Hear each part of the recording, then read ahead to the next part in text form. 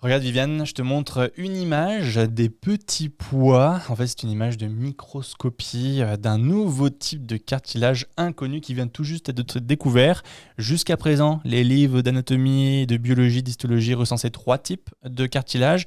Il va falloir un petit peu changer tout ça parce qu'il y en aurait donc un quatrième. Oui, et puis là, cette nouvelle est particulièrement importante parce que d'habitude, la recherche, elle vient agrandir les livres de référence, on vient ajouter des informations. Là, on vient modifier des informations de base. Absolument. Puis en plus de ça, c'est une découverte qui a été faite par hasard. Ils étaient en train d'étudier la peau d'oreille de souris pour un tout autre projet.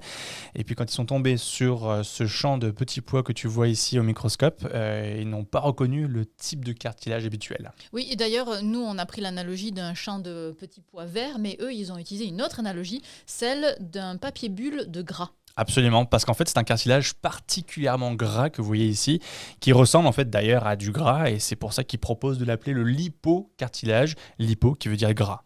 Donc, on a dit que c'était une étude qui était faite chez la souris, donc on en a retrouvé chez la souris. Est-ce qu'il y en a chez l'homme? Bonne question. Chez l'humain, pardon. Chez l'humain, absolument. Bonne question. En fait, on en aurait là où on a besoin d'une grande flexibilité de notre cartilage, parce que ça, c'est une des propriétés de ce cartilage-là. L'étude est encore très préliminaire, donc on ne s'emballe pas, mais ils en ont trouvé dans les tissus fétaux, au niveau des oreilles, je vous le remets ici, du nez, de l'épiglotte, de la thyroïde, donc quand même assez intéressant et prometteur. À voir si on en trouve encore ailleurs dans notre corps. Affaire à suivre.